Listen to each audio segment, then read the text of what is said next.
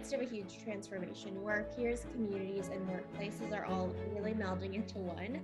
Welcome to Reimagining Company Culture. My name is Christina Giordano, she, her, and hers, and I'm the Senior Partnerships Manager here at AllVoices. Today, I'm very excited to welcome our next guest onto the interview series, Greg Russell. He is the Head of Talent at Snapdocs. Greg, thank you so much for being here. If you want to share a little bit more about yourself for our listeners, including your pronouns and when you were younger, do you remember how you answered the question, what do you want to be when you grow up? Sure. And first of all, just wanted to say thank you so much for having me on the podcast, Christina. I really appreciate it. I'm Greg Russell, and I've been head of talent acquisition at mortgage tech company Snapdocs for the past 4 years. And I've been lucky enough to have taken the company from 38 when I joined to almost 550 today. My pronouns are he and him. And when I was younger, I actually wanted to be a few different things when I grew up.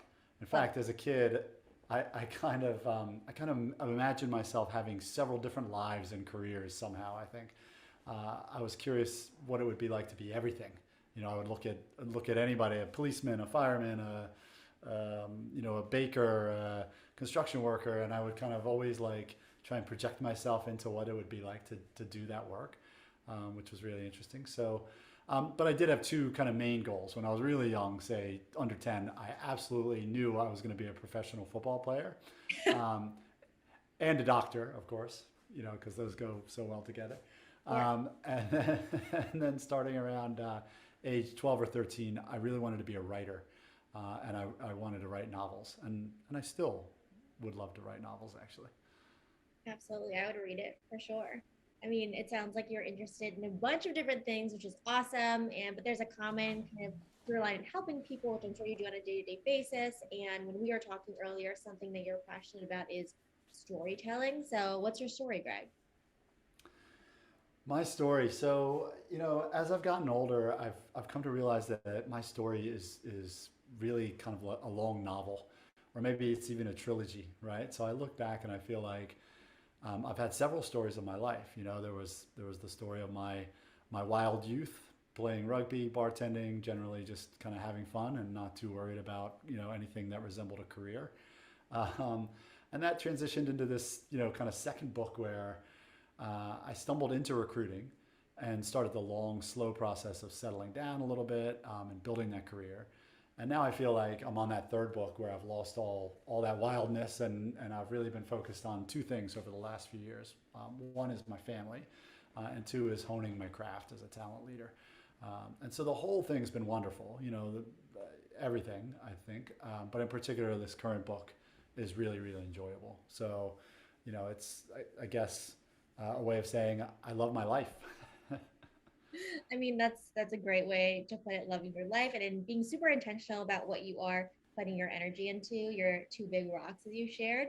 I want to ask about your experience as a talent leader and kind of your philosophy around the importance of storytelling to help build culture and that helps you kind of in recruiting and kind of attracting that talent. Yeah, so recruiting is storytelling, and storytelling in turn is culture building. That's something I say to my team all the time. I think they probably get sick of me saying that. But storytelling is how the culture spreads and grows, right? So, your culture starts with the very first interaction an eventual employee has with you. Everything the recruiter says to that candidate in every outreach email, every phone screen, every conversation and interview throughout the process is part of the story of Snapdocs or the story of your company, and therefore part of your culture. So your pitch is a very obvious illustration of this. Your pitch is quite literally a story about your company, calculated to be effective at making people want to work with you. But less obvious, perhaps, are all the other little bits and pieces of information and interaction that happen throughout the process. So every time a recruiter is talking to a candidate, they're conveying the story of Snapdocs, for instance. Sometimes it's really conscious. Hey, let me tell you this story to illustrate how great it is to work here, or how exciting the opportunity is, or whatever it is, right? Sometimes it's really subconscious. It's a story told in actions or details, perhaps. Hey, these guys said they had a really empathetic culture, and wow, look at this, the recruiter just sent me a care package because my cat had surgery, So, so it's that original story is kind of reinforced by how you act. Walking the walk builds on the story that you talk, if you will. And storytelling is one of the things that we've been doing for the longest amount of time as humans, right? Since we could build fires, we've been sitting around them telling stories. And the human brain is wired for narrative, because of this, I guess, or I don't know, it relates to that anyway.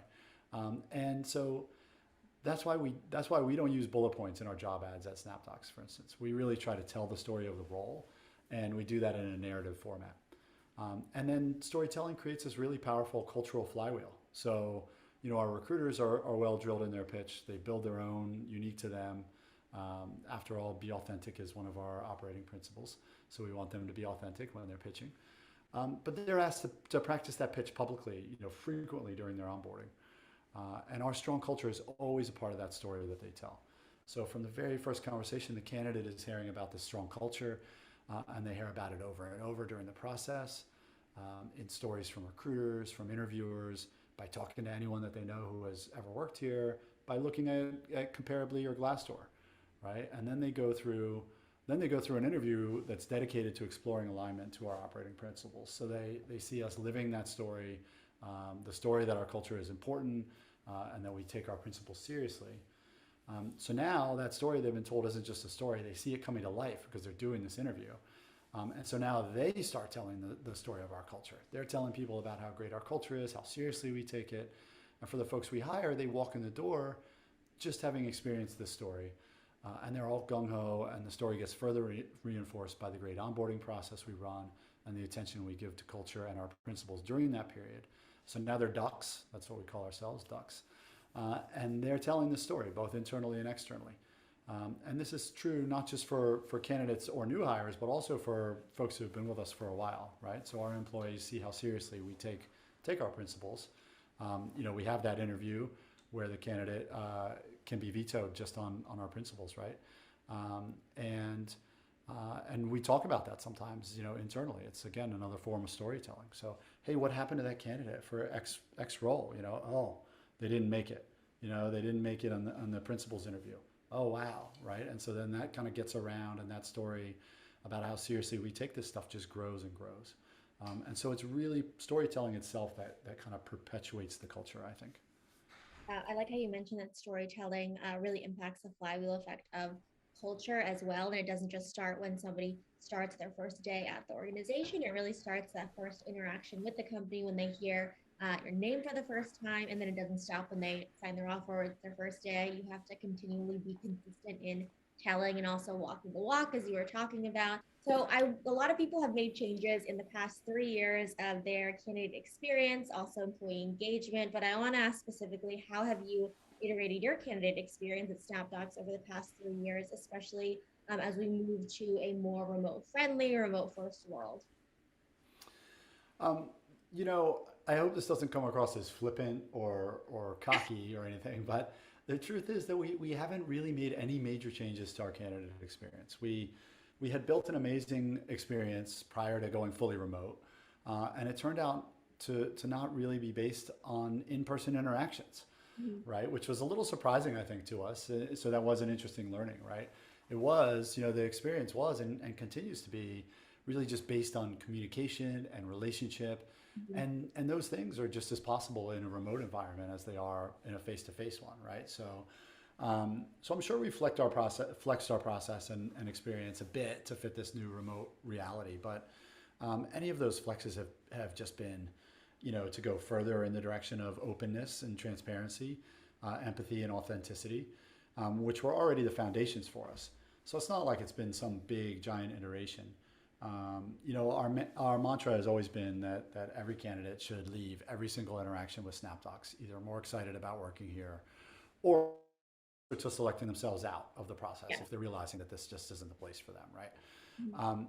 So we've always treated candidates like gold. Our recruiters are coached to spend a ton of time with their candidates and to build really deep relationships as quickly as they can, but to lean much more towards spending additional cycles, having additional conversations, rather than optimizing for pure efficiency.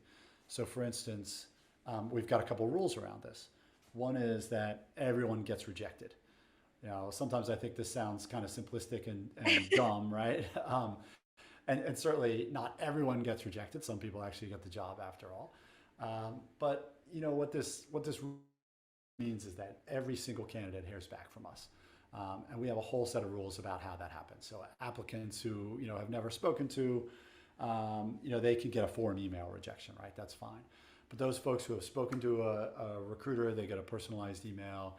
People who have spoken to a hiring manager or come for a virtual onsite, the rule is they must get a personal phone call from the recruiter explaining why we're not moving forward. And another rule is that you never leave active candidates hanging for more than 3 days. Yeah, no Right? ghosting. So even if no ghosting. That's right. And for us, that bar that ghosting is a pretty short amount of time, right? Like we don't want anyone to go more than 3 days without hearing from us. So even if it's a quick text or email to say, hey, I don't have an update for you, right? Even if it's the no update, right? We never want them to sit around for a week or two kind of wondering what's happening because they haven't heard from us. And then internally, we make sure our process is optimized for speed internally, right? So that there just aren't many times that we even would go a week between action points on any one candidate. So for instance, we've got a rule that feedback sessions must result in either a yes, a no, or a very clearly defined next step to get more information or more signal from a candidate if we are undecided. So hiring managers don't get to say, oh, well, gosh, I need to think about this. No, that's not an option, right? Because then what happens is they think about it for a week or two, right? And then everything kind of comes to a screeching halt. So it's, what do you need to think about and what information can we get you to help you turn that, thinking into a yes or a no. So that's, that fast process is part of a really good candidate experience for us. We love to hear that the candidate has always been prioritized. And I also appreciate those rules too, because it's easy to say, okay, we want to be authentic. We want to tell our story and be consistent. But what does that actually look like in practice? It looks like effective communication. It looks like not leaving the candidate hanging and making sure we have clear next steps afterwards. And it makes sense that the company has grown so much since you have been at the organization too. With this strategy, I believe you mentioned the numbers are 38 to 550. In hyper growth mode, sometimes people try to hire way too fast and folks don't end up staying at the organization because they feel like the story they were sold is not what's actually happening, or it just wasn't the right addition to the team on both ways. How did you intentionally scale your team and hire for those culture kind of ad folks as well? Yeah. So we do hire fast, but we also run a really great process that ensures we get plenty of signal. So this results in both a super high offer acceptance rate and relatively few mishires. So we've seen our attrition rate tick up a bit over the past year or so. I think as everybody has, but it's not nearly as high as what I'm hearing from a lot of companies. And the great thing is very few people leave Snapdocs before they've been here for a year or so. So in other words, I think the real mishires are few and far between. So we created a panel of folks from around the company who are trained to conduct an operating principles focused interview session. And we almost always select someone from a different functional group than the one hiring. So there's kind of no undue pressure or misaligned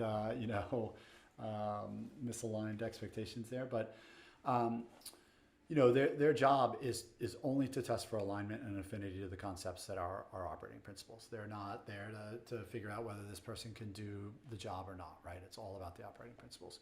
And they still have veto power. So, this veto is super, super rarely used, and I think that's a really healthy sign. It means that our recruiters are doing a good job of filtering misfits out early on, that our functional interview panels do a good job of selecting folks who can live up to these ideals, even if it's just kind of subconsciously that they're doing this. But it's also very healthy when we do get the occasional veto.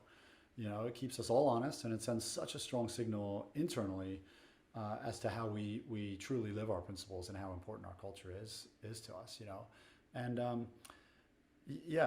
as painful as it is for the recruiters sometimes to get those vetoes, and we just had one the other day actually. It is just such a healthy sign. I think it's like the kind of the pruning, right, of the culture, or at least when we're bringing folks on board. We're just really kind of making sure that that we're bringing folks in that kind of really align to those principles, can live those principles alongside of us. Yeah, everybody has that ownership mentality, and people in different departments being involved in the process is also important too for the candidate experience. So it's a win-win for everyone. I know that you mentioned kind of your numbers have consistently been looking great, but the topic of conversation that often comes up, especially right now, is around kind of that great reshuffle, the great reset, the great resignation. Has kind of Snapdocs been impacted by kind of the shift we're seeing in talent at all? If so, how? Yeah, I think the honest answer is a little bit, but not enough to have caused us real pain. Okay. So we've seen our attrition rate tick up from, say, we were kind of roughly 15% pre-pandemic, and today we're probably in the low 20s, right? And as I mentioned, it's super rare that anyone's joining and then leaving in the first few months or even their first year. That happens, but very, very rarely, right? Do we get those ones that are just clearly it was a mishire. It just wasn't a great fit to begin with, Personally, I think the whole great reshuffle or great resignation or whatever you want to call it, right, is really fascinating. And I think it makes a ton of sense, that something so earth-shattering like a global pandemic should cause folks to be much more reflective and introspective about their work and their careers, And I think that's a super healthy thing. And I think if anything, what we're seeing is this kind of pent up demand or pent up activity, right, on this front. So I think our pre-pandemic level of introspection around career and work, was probably quite unhealthy, right? And the pre-pandemic, kind of frequency with which people moved perhaps was unhealthy, right? And people, a lot of people kind of stuck to stuff that they weren't thrilled about for too long. And now what we're seeing is this is kind of coming out, right? It's kind of unraveling. That pent up kind of demand for change is unraveling a bit, and so now something like COVID comes along, and people just realize some combination of hey, my work isn't my life, or hey, I've been unhappy doing what I've been doing, so it's time to make a change, because life is way too short and fragile to be doing something that actively makes you unhappy, right? Absolutely. You want to work at a place where you have those moments of flow, you feel like your work has value and you're heard as an individual on the team too. And also that kind of mentality that life is not your, or work is not your only identifier in life. I think that's super healthy to have. In your leadership role as head of talent, people always love metrics. What are qualitative and quantitative ways we can measure that company culture to keep a pulse on what's happening, making sure that people are living out the values and they feel like they are seen, heard, and understood at the organization? Yeah, this one's interesting, right? Because I think there's like on the one hand, there's the somewhat obvious, or at least the standard stuff, right? Like engagement surveys, which to be clear, I think are very important to do and provide useful information, and a useful way to measure and think about the culture and the perception of the culture. But I think if your semi-annual engagement survey is the only way that you're trying to measure your culture, or trying to kind of keep tabs on, keep your eye on your culture, then you're not getting a full picture, right? So you also want to be looking at feedback on the web, which can be very tricky, but so you want to be careful about kind of where you're looking and take some of what you find with a giant grain of salt. I'm looking at you, Glassdoor. We find Comparably to be particularly useful and interesting for this, actually. So for those of you who are not familiar, Comparably is kind of a Glassdoor competitor, I suppose. I find it to be quite a bit more useful. First, you could be 100% sure that everyone leaving feedback is an actual employee. Second, there's a level of detail and structure to the feedback that is just several orders of magnitude more helpful and constructive. Right? So, and then another measure of your culture is to look at how active your employee referral program is. So not just what percentage of hires come through referrals, because lots of factors can impact that number, right? But more so, how many are being made in the first, and by what percentage of your employee population? So if your employees think your company is an amazing place to work with a wonderful culture, you'll have a very active program, right? So for instance, in 2021, we made about 26% of our external hires through referrals, which is about 75 hires. It's a perfectly healthy and respectable number. But then the really interesting thing is to dig in, right? And you find last year we had 210 different people who made a total of 375 referrals, right? So that means, that if you look at the average of our headcount over last year, that means roughly half of our employees made at least one referral. And having 50% of our employees actively participating is super strong.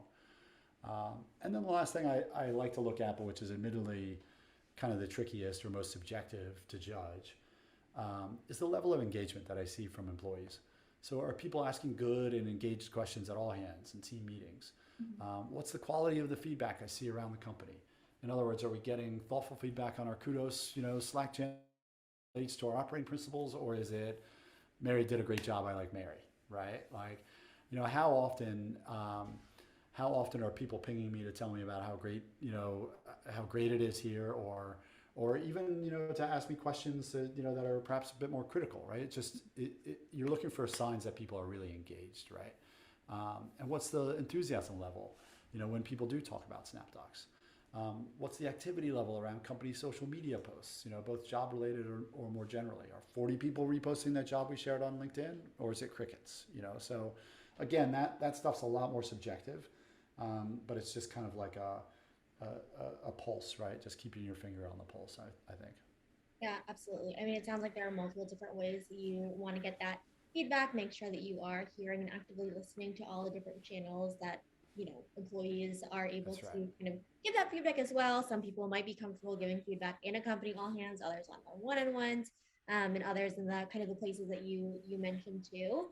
And then actively listening to see what are people saying, what is the kind of value of the feedback too. How can organizations really identify hidden dangers, especially in the remote world of perhaps like toxic managers or unrealistic expectations or department misaligned goals or values, and proactively finding them to empower folks to speak up or bubble them up to you or the organization as well? Yeah.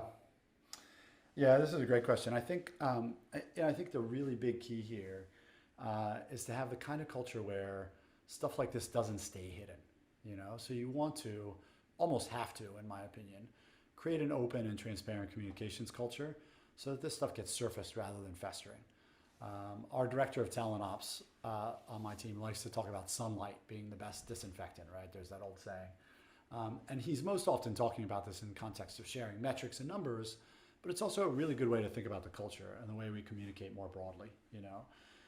So if you have a culture based on a foundation of empathy and authenticity, as we do at Snapdocs, and you truly empower people to speak up, you tend to hear about the problems before they become too sticky or too troublesome.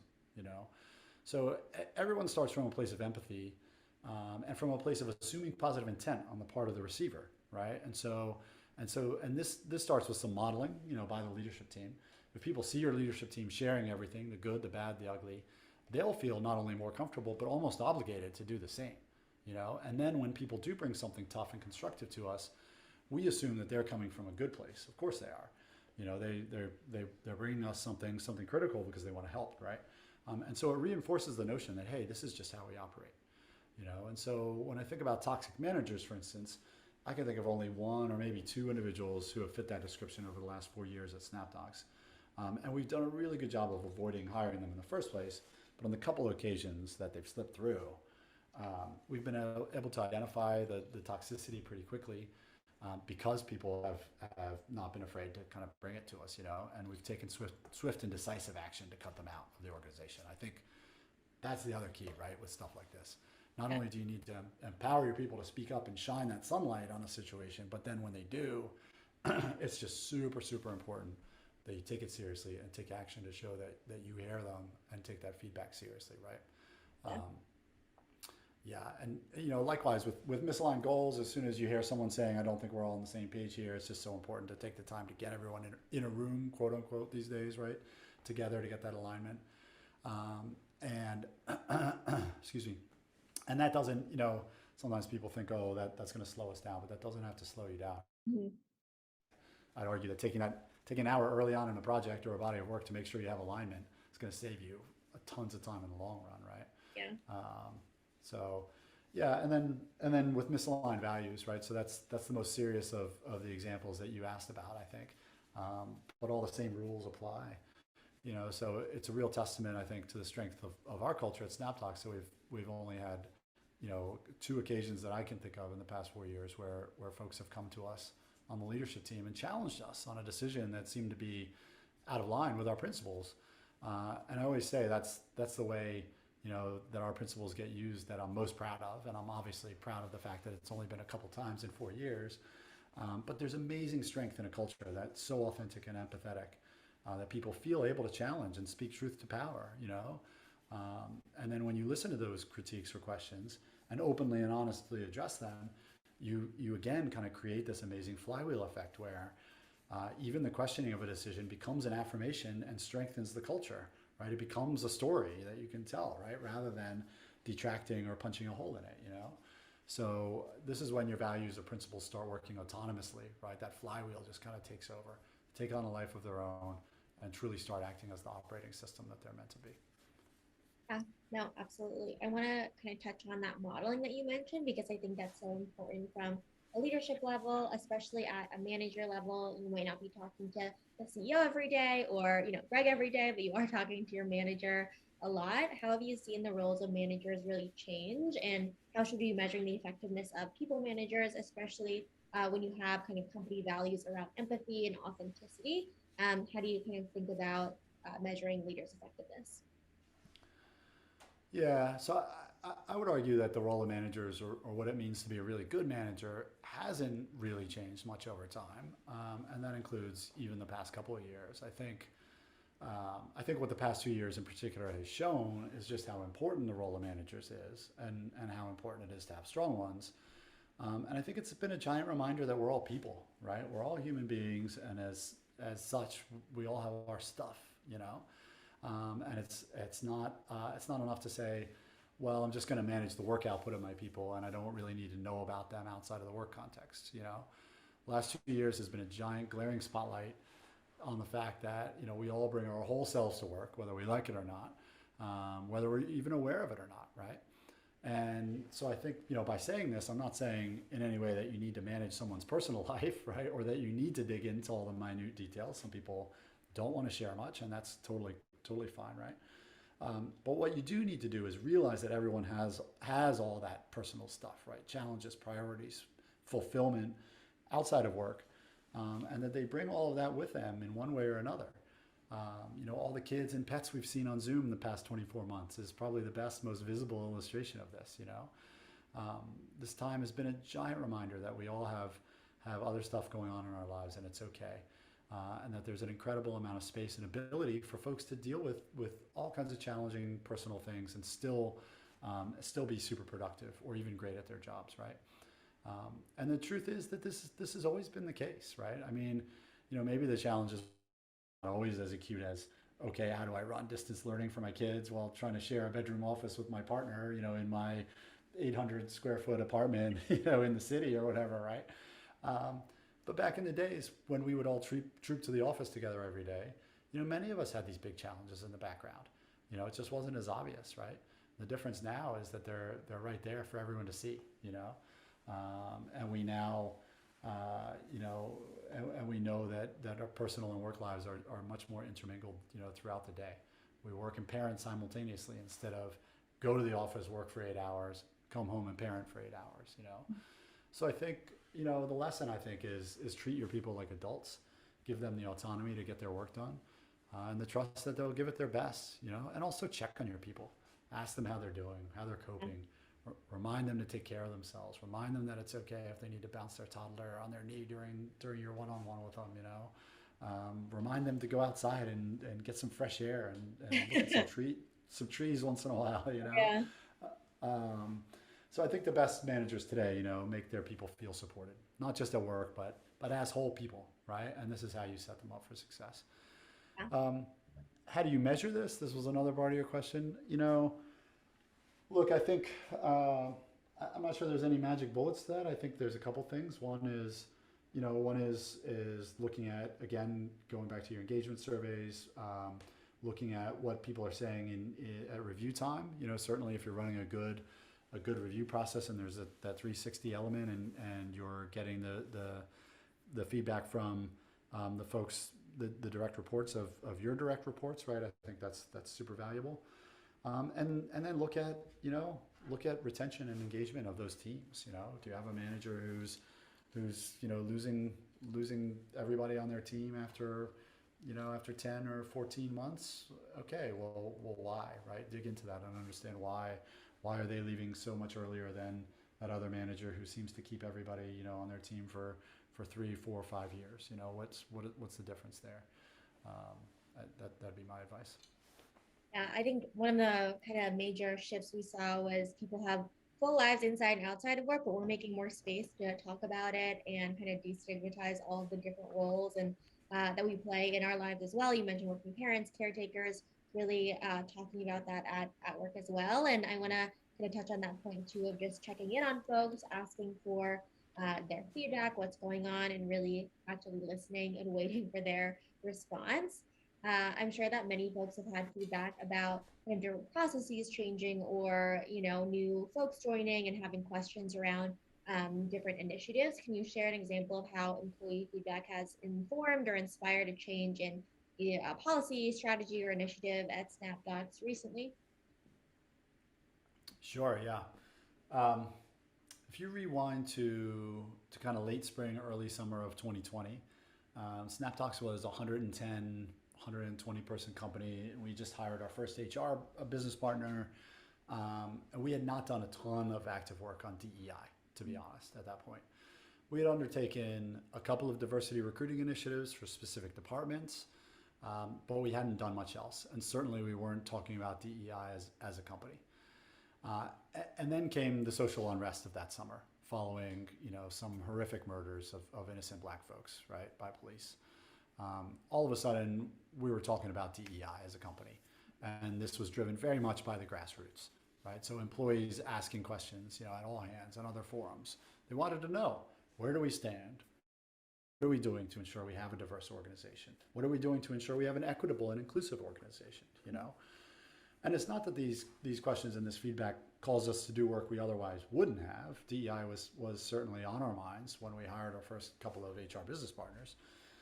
But the questions we got and the ensuing dialogue that we had as a company really accelerated that work, and I think prompted us to think of it differently and to perhaps prioritize certain aspects of the work that we may not have without the feedback, right? Things that would have been further down the list. For instance, ERGs were something that were on our radar, but we didn't have it as kind of like, step one, right? It wasn't like the immediate next step that we were going to take. It was more of a someday when we're big enough kind of a thing, right?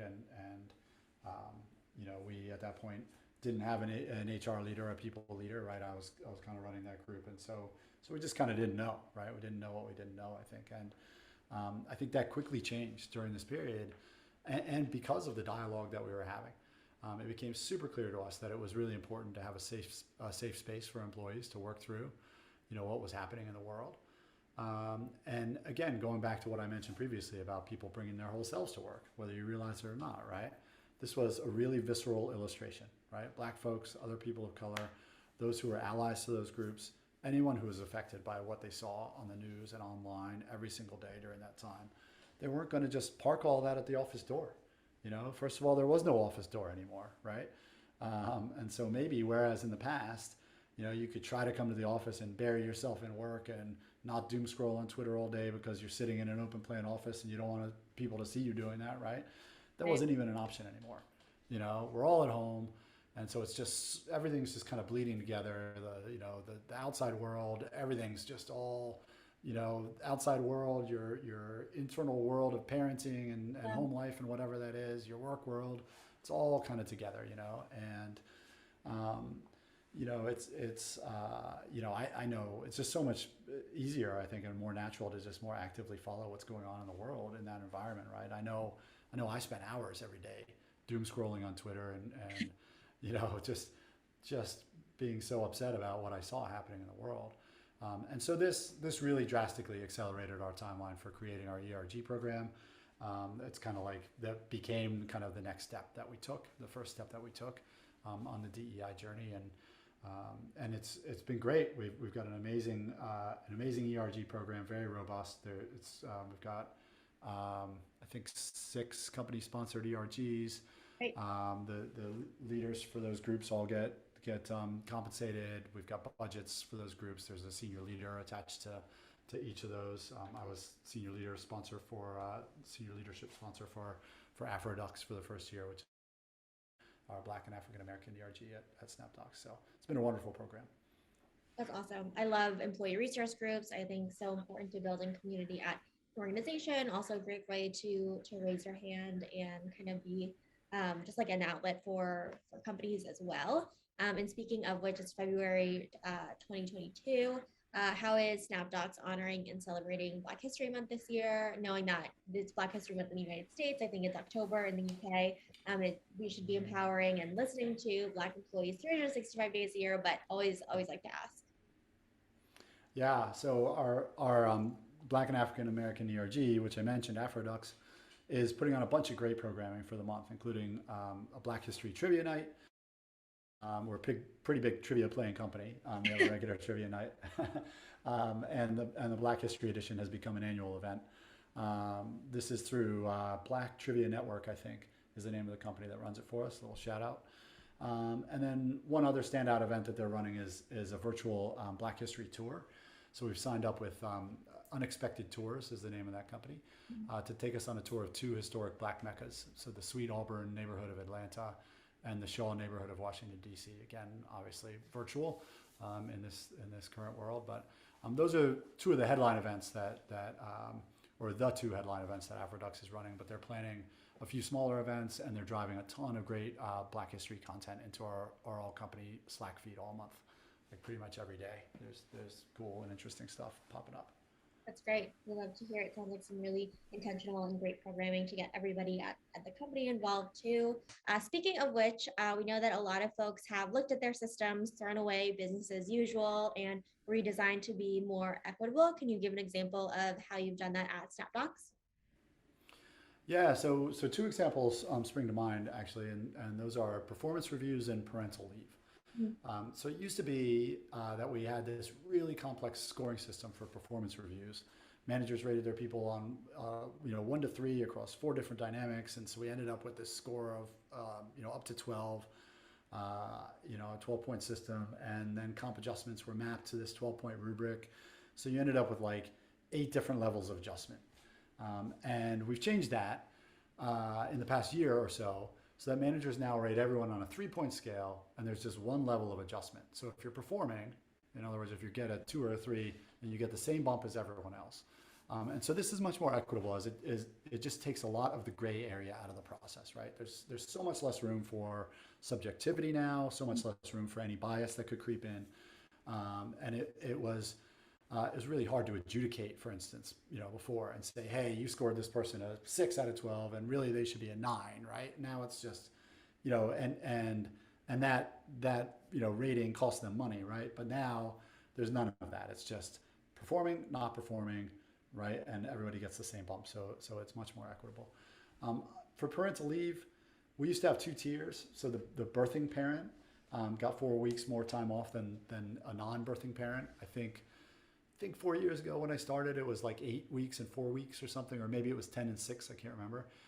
But now it's 16 weeks, fully paid parental leave, regardless of your circumstances. So no matter what kind of parent you are, you get 16 weeks of fully paid leave. So you're a mom who gave birth, you're a dad, you're an adoptive parent. It's all 16 weeks. And so every kind of parent is treated equally and equitably. And I'm an adoptive parent, for instance. Both of our kids are adopted. And under the old program, I would have gotten less time off to spend with my new kid under this kind of, honestly antiquated notion that parental leave is more about physical recovery, I guess. But of course, a new adoptive parent needs just as much time at home with their new kid as a birth parent does, right? That bonding time is what's really important for any new parent. So I'm really, really proud that we kind of made a move to make this more equitable as well. Yeah, I love those 2 examples. That's so important, performance reviews. And also we love more parental leave and equal parental leave for all family forming options, which is really great. Greg, is there anything that I didn't ask that you want to share with folks who are listening, or underscore 1 to 2 key takeaways you hope folks bring with them? Um, Nothing else really to share since you did such a great job of bringing all these great questions, Christina. Thank you very much. In terms of insights, I hope people just take away the importance of storytelling to recruiting and culture building. Right, it truly is the basis for making great hires and building a great culture around those hires. Absolutely. Stories are everything. I love your answer to what's your story. Greg, thank you so much for being on Reimagining Company Culture this afternoon. Thank you so much for having me, Christina. I really appreciate it. Of course, and as a reminder for folks who are listening, at AllVoices, we really believe in that employee feedback management as a requirement for the organization to succeed overall. Have a great rest of your afternoon, everyone.